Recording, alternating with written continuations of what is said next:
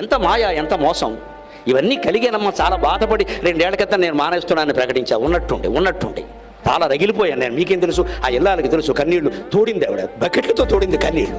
ఎందుకంటే ఏడుస్తున్నారని ఆవిడకి తెలుసు ఎంత బాధపడ్డాను. ఎందుకు ఆ నిర్ణయం ప్రకటించాను. నాకే ఓపిక తగ్గిపోయి ప్రకటించలేదమ్మా. 62 ఏళ్ళు నా వయసు, నాకు బీపీ లేదు, షుగర్ లేదు, జ్వరం వచ్చి 8 ఏళ్ళు అయింది. ఏ రోగానికి నా దగ్గరికి వచ్చే ధైర్యం లేదు. 100 ఏళ్ళు ప్రవచనాలు చెప్పగలను నేను, 100 ఏళ్ళు చెప్పగలను.